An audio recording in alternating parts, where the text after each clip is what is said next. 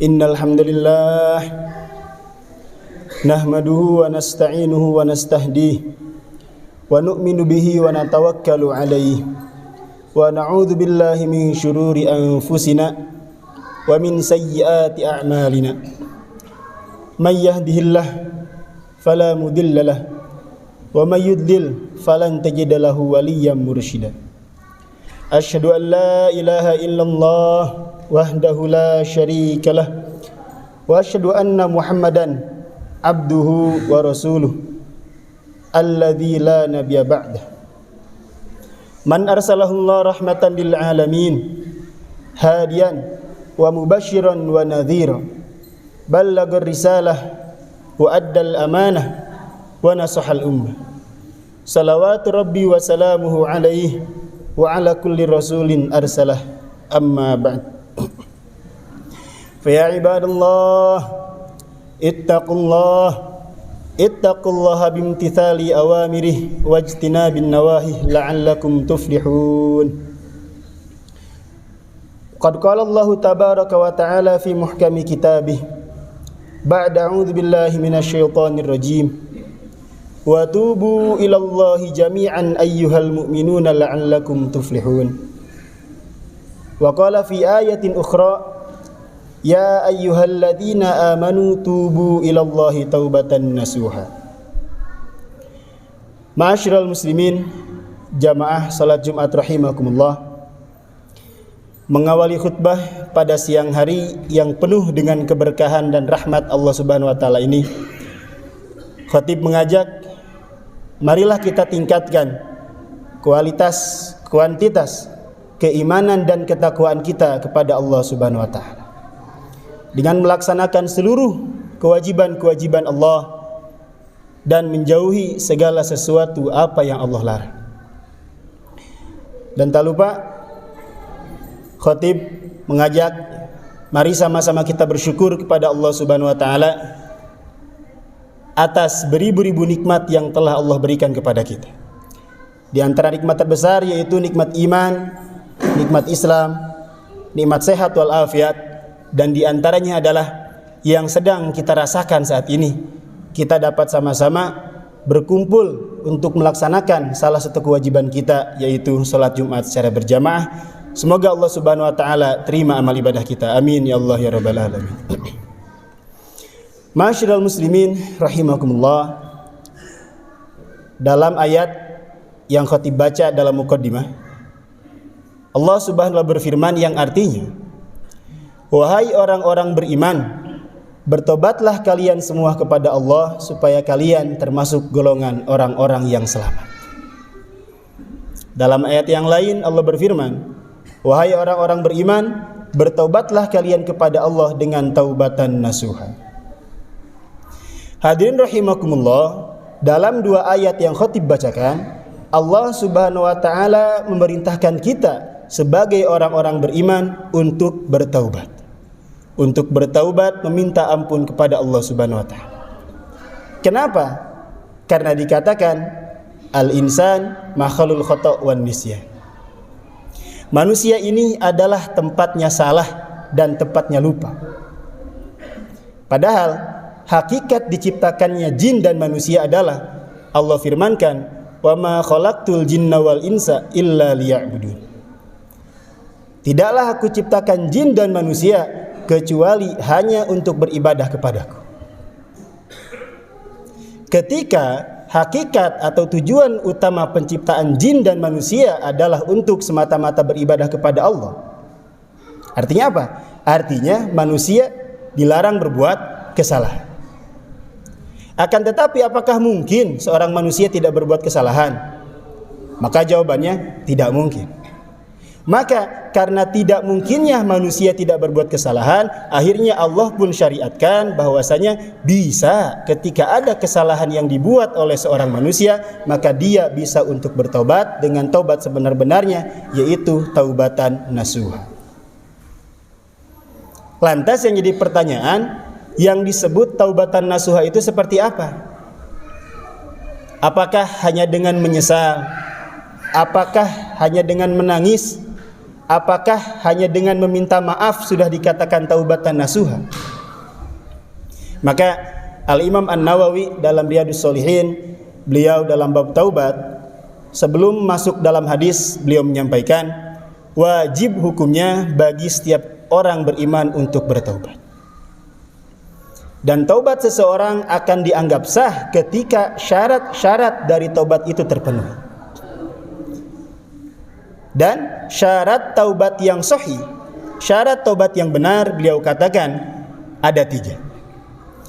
Ketika dosa seseorang murni hanya di antara dia dan di antara Allah, maka syarat untuk bertobatnya ada 3. Beliau sampaikan, yang pertama syarat untuk taubat diterima itu apa?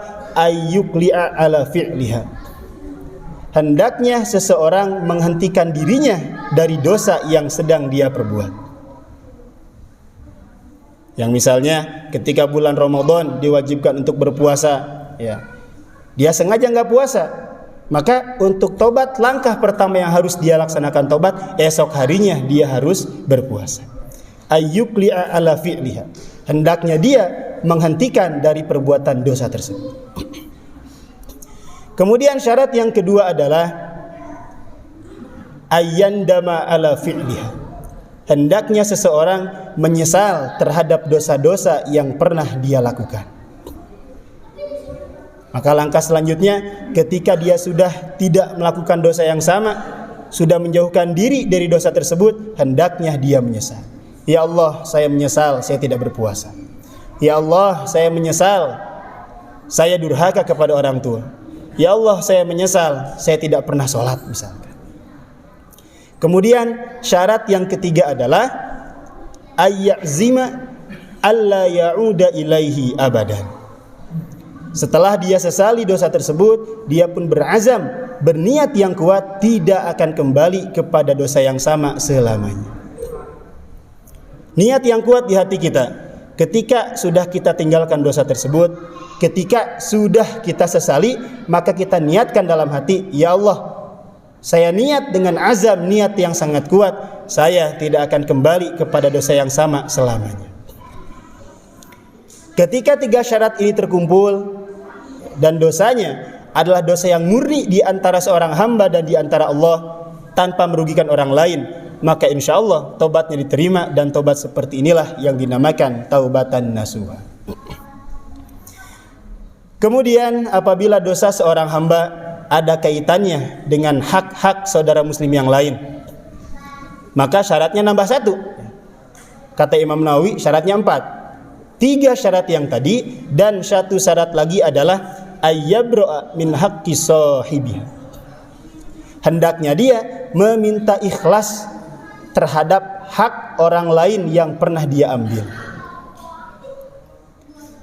Selain menjauhkan diri dari dosa, menyesal terhadap dosa tersebut, berazam tidak akan mengulanginya lagi. Kalau dosanya ada kaitan dengan hak orang lain, hendaknya dia meminta ikhlas, membebaskan diri dari hak tersebut. Jika hak orang lainnya berupa harta, maka caranya bagaimana? Caranya adalah dengan membayar harta tadi, mengembalikan hak yang pernah dia curi, yang sebenarnya hak tersebut adalah milik saudaranya. Jika hak orang lainnya itu adalah berupa kehormatan diri, ya seperti menggibah, menuduh, memfitnah saudara muslim kita, menghilangkan kehormatan dirinya, maka hendaknya dia meminta ridho, meminta maaf kepada orang yang pernah dia fitnah, kepada orang yang pernah dia gibahi, hendaknya dia minta maaf. Maka ketika ada dosa kita kepada saudara muslim, mencuri hak, melecehkan saudara muslim, memfitnah, kita bertaubat, 4 syarat taubat ini kita laksanakan, maka insya Allah taubat inilah yang dinamakan dengan taubatan nasuha. Ma'asyiral muslimin rahimakumullah. Dan Imam Nawawi pun bawakan sebuah kisah dalam bab tersebut. Beliau mengatakan Rasulullah SAW bercerita di hadapan para sahabat. Kana fi man kana qablakum, kata Rasul, ada sebuah cerita. Dulu ada seseorang di umat zaman dulu yang dia telah qatala tis'atan wa tis'ina rajul, yang telah membunuh 99 jiwa. Ada seorang yang telah membunuh 99 jiwa. Akhirnya orang ini pun bertanya, siapa orang yang paling pintar di tempat ini? Akhirnya dia pun ditunjukkan kepada seorang rahib. Kalau rahib itu ahli ibadah, tapi dari golongan ahlul kitab, Yahudi atau Nasrani, dinamakan rahib. Dia pun ditunjukkan kepada seorang ahli ibadah, kepada seorang rahib. Akhirnya dia bercerita kepada rahib tersebut, wahai rahib, bagaimana pendapatmu kalau ada seseorang yang sudah membunuh 99 jiwa, apakah dia masih bisa bertaubat? Lalu si rahib menjawab, oh enggak bisa. Dia sudah tidak bisa bertobat, udah terlalu gede dosanya, udah enggak bisa tobat lagi. Akhirnya karena dia kesal mendengar jawaban rahib ini, dia pun bunuh rahib itu. Akhirnya jiwa yang telah dia bunuh bulat menjadi 100 jiwa. Kemudian dia bertanya lagi, siapa di tempat ini orang yang paling pintar? Akhirnya si pembunuh ini pun ditunjukkan kepada seorang alim, kepada seorang ahli ilmu. Dia bertanya, wahai alim, kamu ini alim kan, banyak ilmunya. Bagaimana pendapat kamu kalau ada seseorang yang telah membunuh 100 jiwa? Apakah dia masih bisa bertaubat? Maka jawaban si alim, oh iya, na'am, bisa. Siapa yang bisa menghalangi seorang hamba dengan Allah untuk bertobat? Nggak ada, dia bisa bertobat. Tapi syaratnya, kalau kamu mau bertobat, kamu harus hijrah, pindah dari kampung kamu yang buruk ini menuju kampung sana. Menunjukkan kepada sebuah kampung. Kampung sana kampung orang-orang soleh. Sembahlah Allah di sana, ibadahlah kamu dengan orang-orang soleh yang ada di kampung seberang. Akhirnya singkat cerita, si pembunuh yang telah membunuh 100 jiwa ini, dia pun hijrah, berjalan untuk pindah dari kampung dia menuju kampung yang ditunjukkan tadi. Ketika di tengah jalan belum sampai kepada kampung yang ingin dia tuju, akhirnya qadarullah, ajal pun menjemput dia. Pembunuh ini pun meninggal di tengah jalan ketika hendak menuju kampung yang dituju. Ketika dia meninggal, datanglah turun 2 malaikat. Satu malaikat rahmat, satu malaikat azab. Malaikat rahmat bilang, orang ini akan saya bawa menuju surga karena dia sudah ingin bertaubat. Tapi kata malaikat azab, tidak, dia baru niat taubat saja, taubatnya belum, dosanya gede, 100 orang dia bunuh, ini saya bawa ke neraka. Akhirnya 2 malaikat ini berdebat, datanglah satu malaikat lain. Disebutkan dalam hadis tersebut, malaikat ini berbentuknya seperti manusia yang ketiga. Turun malaikat ketiga sebagai penengah di antara 2 malaikat yang berdebat tadi. Udah, kata malaikat yang ketiga, kita ukur aja. Kita ukur jasad orang ini lebih dekat kemana? Lebih dekat ke kampung yang buruk yang dia tinggalkan, atau lebih dekat ke kampung yang sedang dia tuju? Akhirnya ketika diukur, ternyata jasad pemuda tersebut lebih dekat dengan kampung baik yang ingin dia tuju. Akhirnya apa? Akhirnya pemuda tadi pun dibawa oleh malaikat rahmat dan dosa-dosanya semuanya diampuni. Bahkan dalam riwayat yang lain, Allah Subhanahu wa ta'ala perintahkan kepada bumi, wahai bumi, bergeraklah engkau, dekatkanlah mayat pemuda ini dengan kampung baik yang ingin dia tuju. Dalam riwayat yang lain. Ma'asyiral muslimin rahimakumullah, kita lihat, kita perhatikan dalam kisah ini, Masya Allah, bagaimana maha pengampunnya Allah, betapa luasnya rahmat dan kasih sayang Allah kepada hamba-hambanya. Seseorang yang telah membunuh 100 jiwa, jangankan 100, 1 jiwa saja dalam Al-Quran seakan-akan membunuh seluruh manusia yang ada di dunia, apalagi ini 100. Akan tetapi meskipun dosanya besar, dosa 100 jiwa yang telah dia bunuh, tetapi ketika dia ada niat, keinginan yang tulus, yang ikhlas, ingin bertaubat, ingin mendekatkan diri kepada Allah, akhirnya dosanya pun Allah ampuni.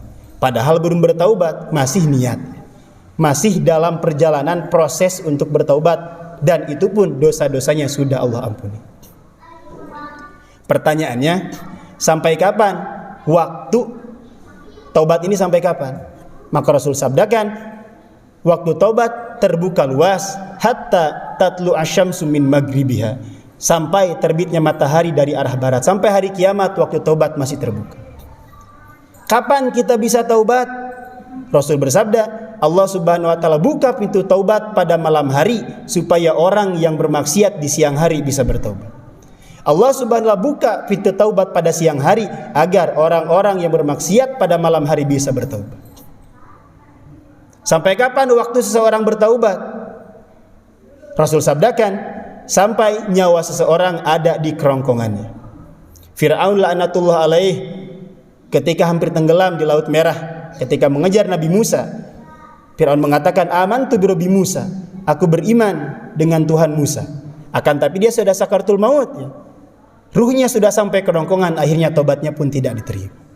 Maka hadirin rahimakumullah, mumpung kita masih sehat, mumpung Allah Subhanahu wa taala masih berikan kepada kita keluangan waktu yang banyak, mari sama-sama kita perbanyak istighfar, kita perbanyak taubat kepada Allah Subhanahu wa taala.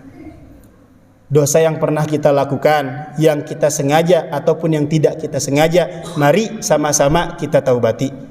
Dosa kepada Allah ataupun dosa yang pernah kita lakukan yang ada kaitannya dengan hak-hak saudara muslim, kita saling memaafkan, saling minta maaf. Semoga Allah Subhanahu wa taala berikan kita hidayah dan taufik untuk bertaubat, dan taubatan kita dijadikan sebagai taubatan nasuha. Amin ya Allah ya rabbal alamin. Barakallahu li wa lakum.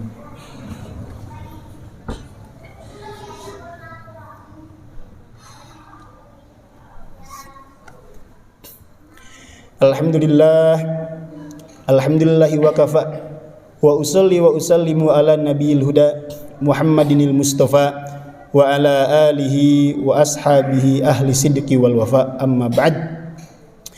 Fa ya ibadallah, ittaqul haqqa tuqatih wa la tamutunna illa wa antum muslimun.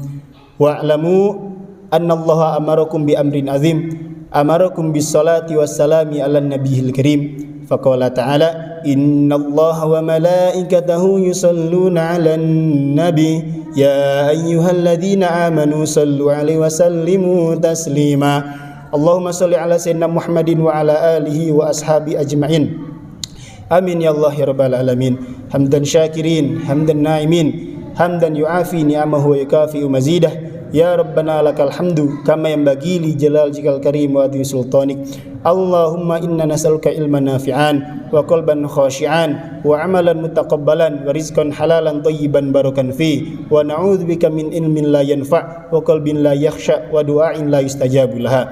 Allahumma ighfir lil muslimin wal muslimat wal mu'minin wal mu'minat al ahya'i minhum wal amwat innaka sami'un qaribun mujibud da'wat wa ya qadiyal hajat wa ya kafi'al muhimmat. Allahumma la tada' lana fi majlisina hadamban illa ghafartah wa la hamman illa farajtah wa la dainan illa qadaitah wa la asiran illa yasartah wa la jahilan illa 'allamtah wa la hajatan min hawaiji dunya wal akhirah illa qadaitaha wa yasartaha ya arhamar rahimin. Rabbana atina fid dunya hasanah wa fil akhirati hasanah wa qina adzabannar. Fadli subhana rabbika rabbil izzati amma yasifun wa salamun alal mursalin walhamdulillahi rabbil alamin. Ibadallah, innallaha ya'muru bil adli wal ihsan wa ita'i dzil qurba wa yanha 'anil fahsya'i wal munkari wal baghi ya'idzukum la'allakum tadhakkarun wa la dzikrullahi akbar. Astaghfirullah li wa lakum. Aqimish shalah.